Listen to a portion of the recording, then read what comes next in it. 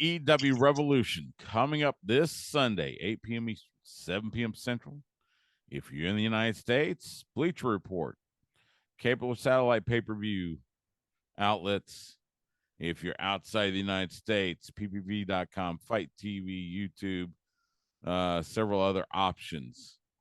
Of course, you know, the big note on this pay-per-view, the final match of the Icon Sting, a man that I started watching when he debuted in Mid-South Wrestling back in 86 as one half of the Blade Runners. And I've followed him low these many years. And to help me preview AEW Revolution, a man that I admire so much. I've known him for years. He has been kind enough to come on this show so many times, and he's back again. Joining me on Hotline from the AEW Collision commentary team, of course, a long time former lead English commentator for New NJPW World. It is our good friend Kevin Kelly. Kevin, how are you, sir? Stu, I'm doing wonderful, and I'm always honored and pleased to talk to you.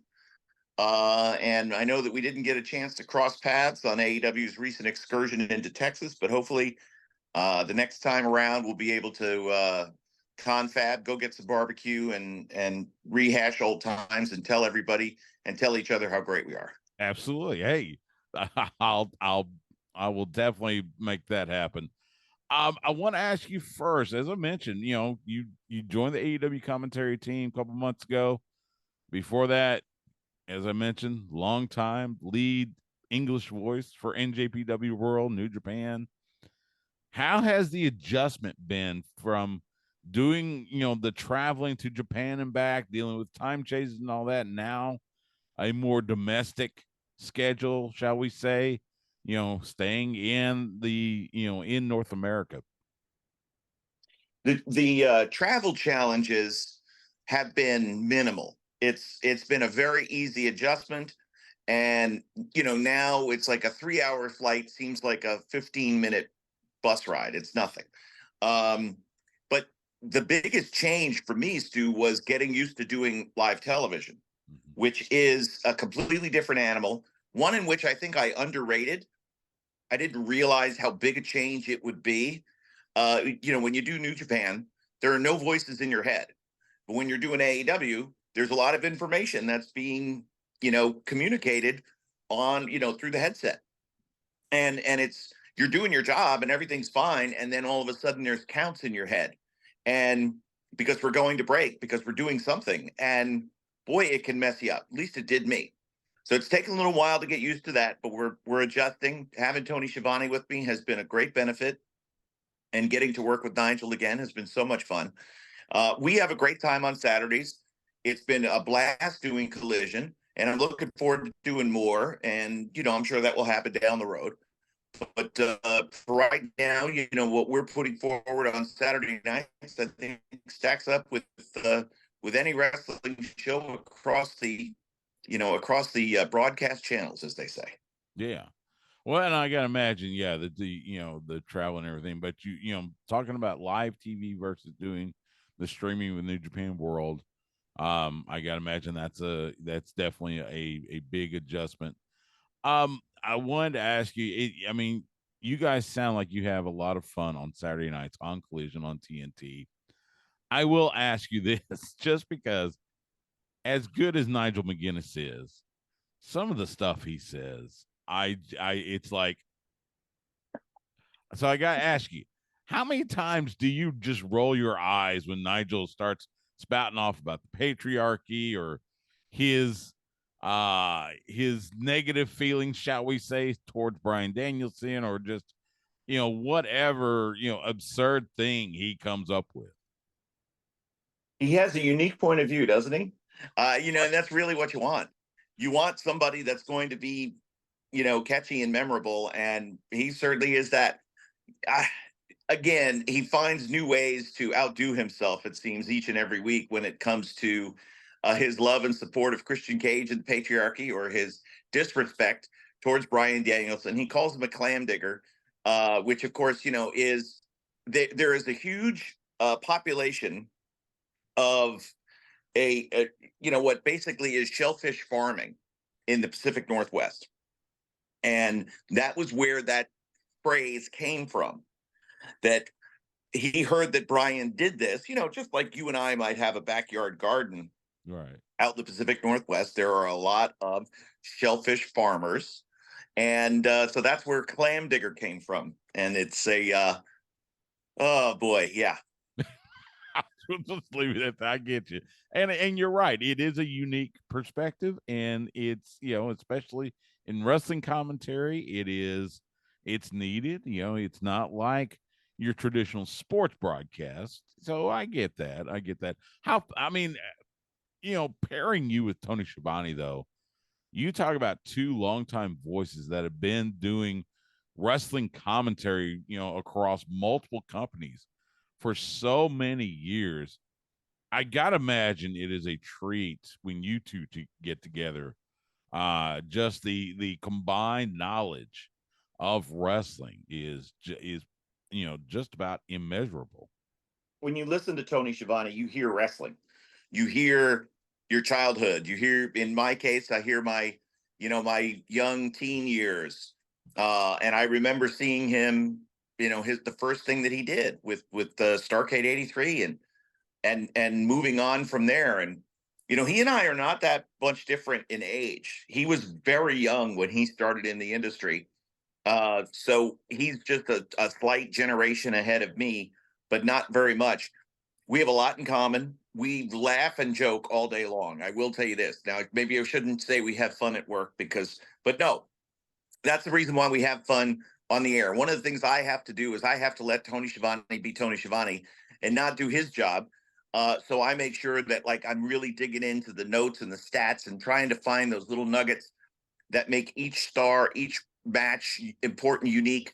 Glean on my background, from having called so many matches for so many years in Japan, whatever it is. And if you listen to Tony, there are few better ever in television in terms of what to say, when to say it, how to get us to break, how to get us here, there, whatever, dispense important information without getting rattled. And that's where I'm really learning from him. That's why I said, like, right from the start, it's a great benefit to me to be able to sit and work with Tony. Not only does he immediately take some of the burden off of me, but I'm learning how he does it, so that, when the time comes and if I'm asked to do a show on my own, I'll be able to do it because I've listened to and I've studied and I worked with Tony Schiavone. Yeah. Well, and I will say this, and yeah, I agree with you. Tony Schiavone, I watched him for so many years when he was doing, Crockett back in World Championship Wrestling on Saturday nights on TBS, and then of course working WCW and elsewhere. So he's absolutely just a legendary voice.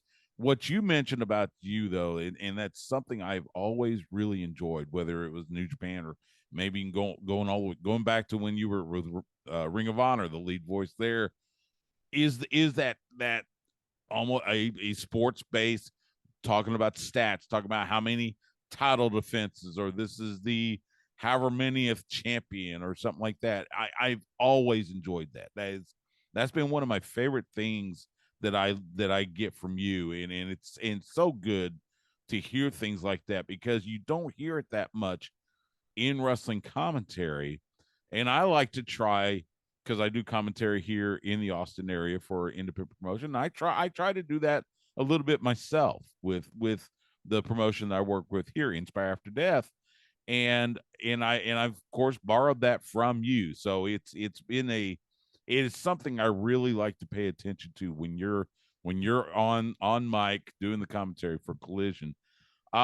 Let's talk a little bit about Revolution. And these pay-per-views, usually the big story is the world title match, and we'll talk about that here in a second. But this one, it's a little bit bigger because, as I mentioned, it is the final match for Sting, the icon. 40 plus years wrestling, has won so many world titles. He's in just about every Hall of Fame there is in professional wrestling. In fact, I saw something that he's going to get the Iron Mike Award at the Cauliflower Alley Club this August. So that, and you just add that to his just amazing resume. Talk for a second about the emotion that is going to be experienced Sunday night in Greensboro, of all places, when Sting takes the ring for the final time.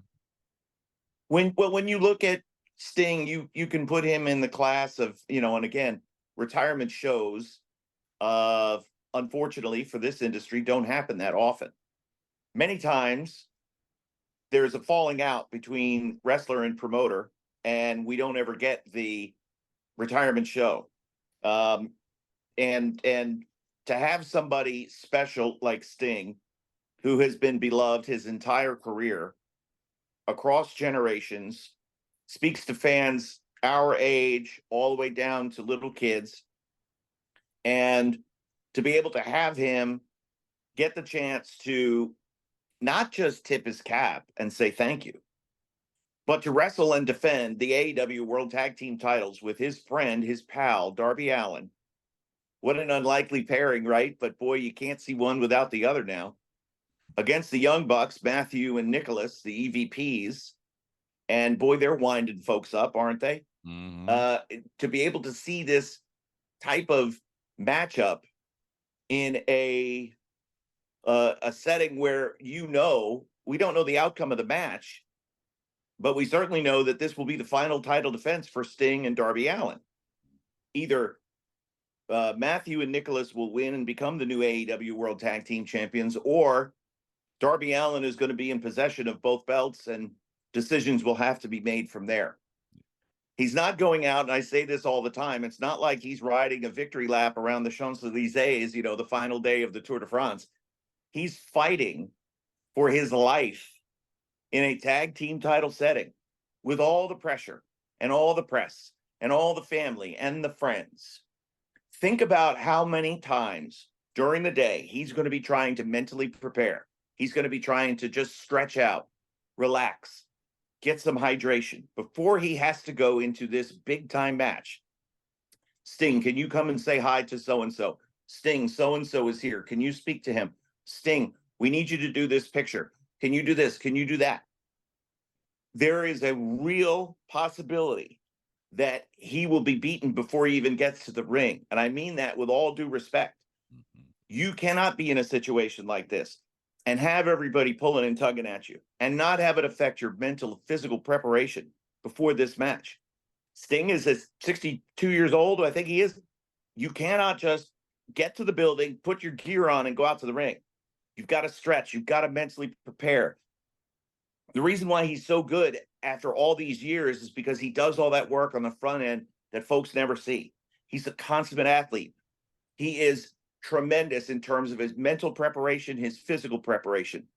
And it's benefited Darby, because Darby now is seeing, this is the work that I'm going to have to do as I get older, and I'm learning from one of the all-time best. Why is he able to why has Sting been able to stay as good as he's been, for as long as he has, coming back, and everybody's like, can he have this match? Yes, he can. Watch, wait and see.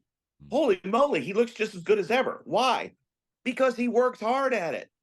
And that's, I think, the story behind the story. And the other part for me, Stu, the emotion part, is he's made it to the finish line. And to me, it's like a police officer going out on his last day on the beat before he retires.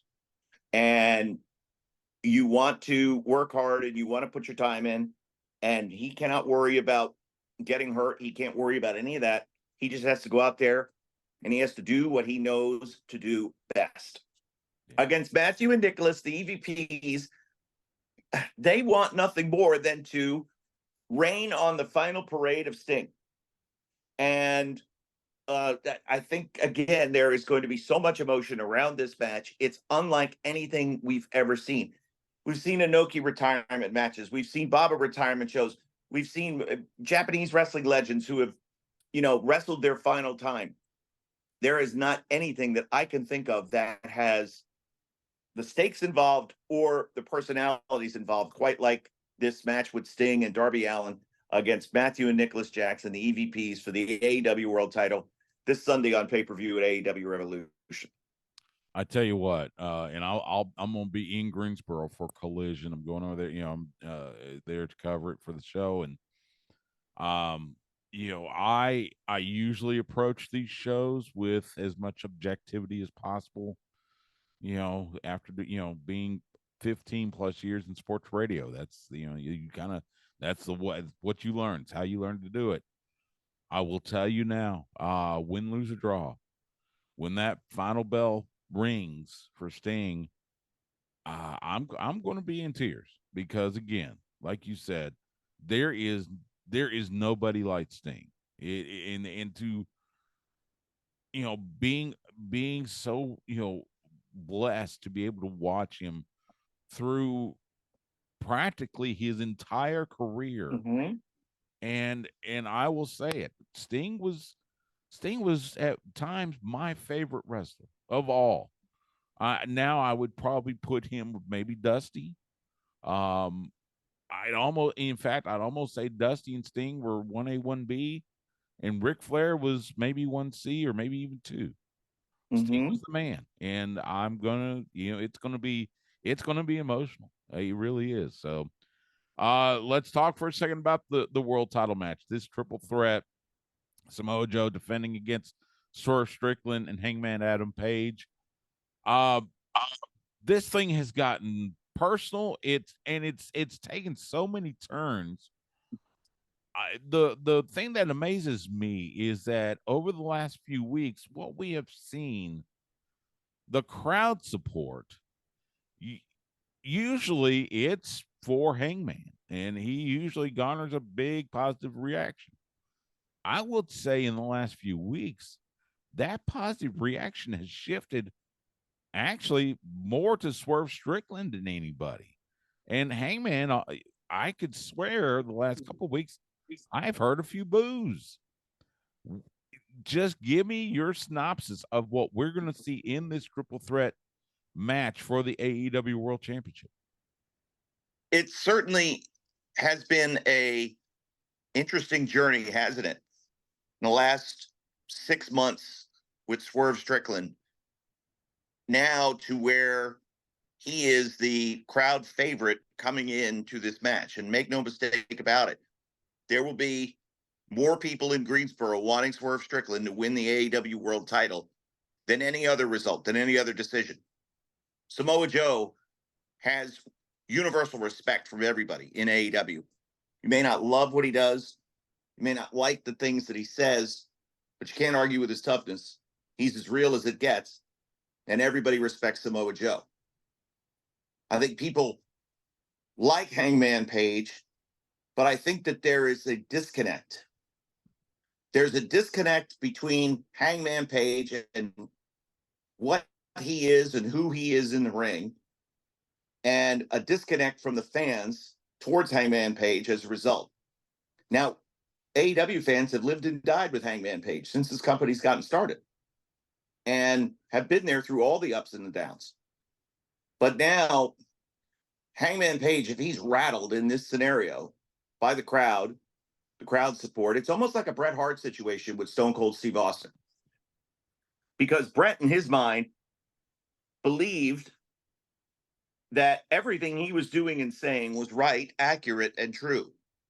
And everything that Stone Cold Steve Austin was doing and saying were either mistruths, mischaracterizations, or outright lies, in addition to unapologetically violent, antisocial behavior that was completely wrong and against everything that Bret Hart has stood up for throughout his entire career. And yet, people liked Stone Cold Steve Austin.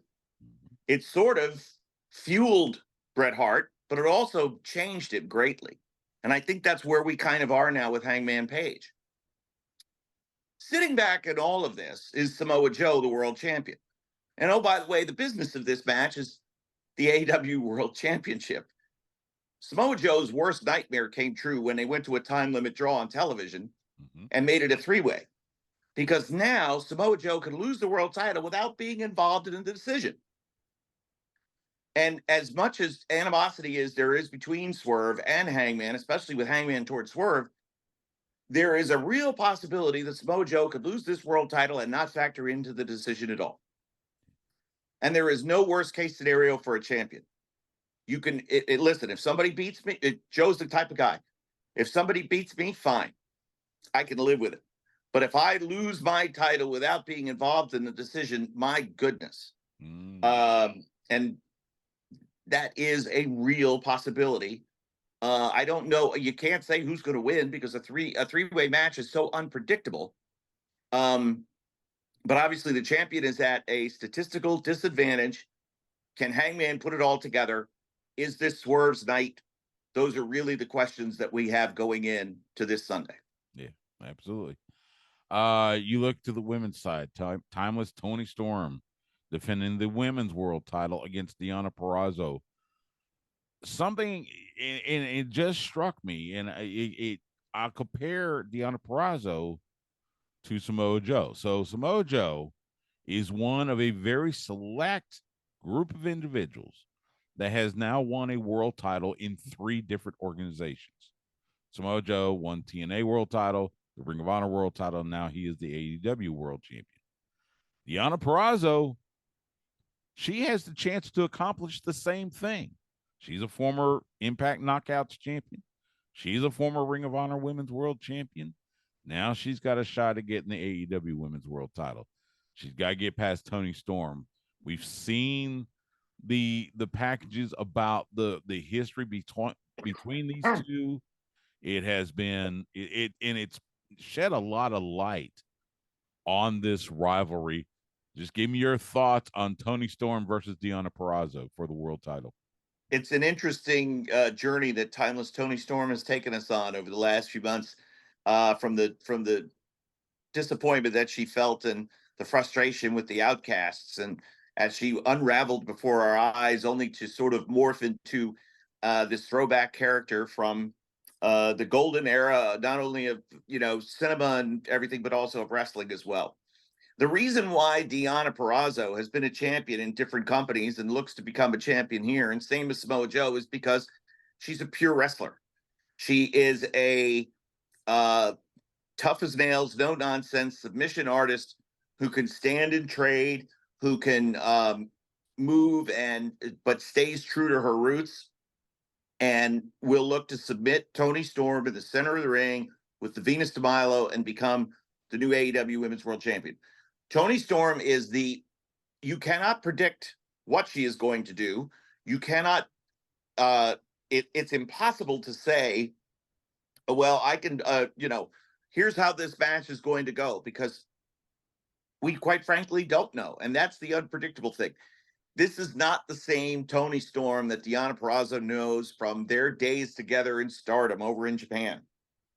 And everything that they've had in the past, yes, it's there, but Toni Storm has created her own universe that she lives in and has morphed, like I said, into who we see now, is still a great wrestler and relies more on showmanship and showbiz tactics to get victories than she has relied on in the past. Again, difficult to predict, impossible to predict how this is going to go. Deanna's talked about wanting to bring back the old Toni Storm as opposed to this cinematic relic from, days gone by. And it'd be interesting to see how that journey goes this Sunday. But, you could say you're just as likely to see Toni retain as you would be Deonna to win. Absolutely. Absolutely.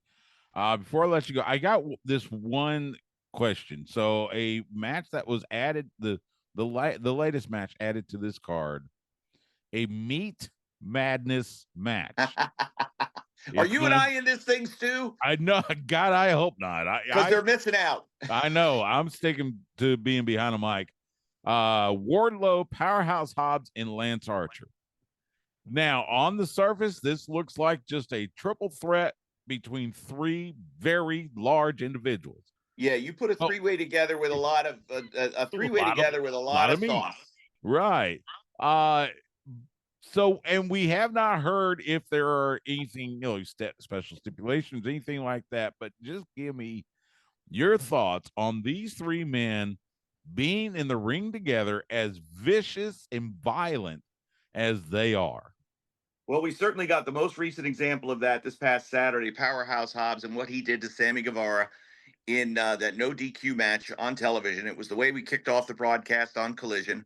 And if you didn't catch it live, because I know there was a lot of things going on this weekend, man, go back and rewatch it because it was amazing.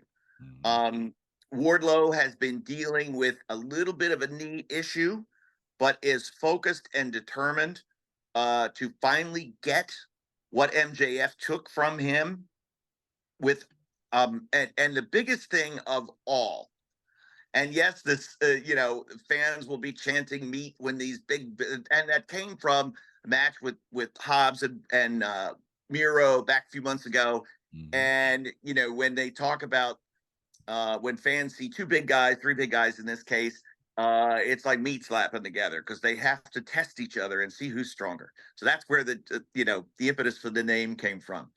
But um, you want to talk about stubborn. You want to talk about bullheaded. You want to talk about chips on shoulders. Lance Archer, Wardlow, Powerhouse Hobbs. All three feel like they have not yet achieved what they are capable of in AEW. All three have a point to prove. And while there is not a direct linear issue between these three men, all three see their opponents as an obstacle. And I would not want to be within 50 yards of that ring, or how violent this thing is going to be. As because again, the physical embodiment is stubborn, and that's the attitude that these guys come in with. I love it. And real quick too, I want to mention with FTR added against Moxley and Claudio, another great tag team match. Don't forget about Eddie Kingston defending the Continental Crown against Bryan Danielson. Yeah, There big are one. so many title matches up and down. There's only two non-title matches the whole night, and one of them is FTR versus Moxley and Claudio. The other, Will Ospreay versus Konosuke Takeshita. And Yeah. this is obviously within the Don Callis family. I don't know what Don is thinking here in this one because he's guaranteed to walk out with the winner, and I guess he's Don Kinging this deal. Um, because if Takeshita beats Ospreay, there's your headline. And if Will Ospreay beats Takeshita, then I'm wondering, well, if I'm Takeshita, what do I feel on Monday morning? And who can I rely on if my management is willing to sacrifice me to now the top guy in the organization, which I totally get. And more, it's the show you can't miss.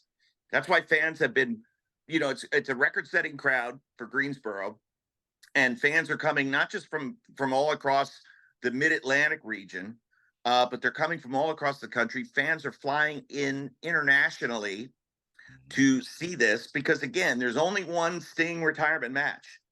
He's never doing this again. And that we can guarantee that he's a man of his word and he's never going to wrestle again. We might see him on AEW. Tony Khan even said that, but he's not going to wrestle anymore. So you can't miss it. And that's why everybody's either going to be there live or watch it on pay-per-view. Yeah. Whole wrestling world's going to come to a stop, Stu, on Sunday to watch Revolution. And I think it's an awesome way for Sting to end his career with everybody paying homage and getting to see him do what he does best one final time. I couldn't agree more. It's gonna be a great night. Sunday night, AEW Revolution, 8 p.m. Eastern, 7 p.m. Central. Again, if you're in the United States, Bleacher Report, traditional cable satellite outlets. If you're outside the United States, PPV.com, Fight TV, so many other options. It will be at the historic Greensboro Coliseum in Greensboro, North Carolina. He is Kevin Kelly. Catch him on commentator on AEW Collision Saturday nights on TNT. Kevin, man, I've said it before, and I want to tell you this, and you've been so wonderful to me to come on my show so many times, but I'll tell you, you are just about my favorite commentator. Have been for quite some time. I always enjoy listening to you. I always enjoy chopping it up with you. So I'm looking forward to seeing you in Greensboro. Maybe, hopefully, you and I can cross paths sometime during that weekend. But safe travels to Greensboro. All the best to you. Looking forward to this weekend. Thanks, Stu. We'll see you there. And thank you again for your time. It's always a pleasure. And I'll be happy to jump on with you at a moment's notice.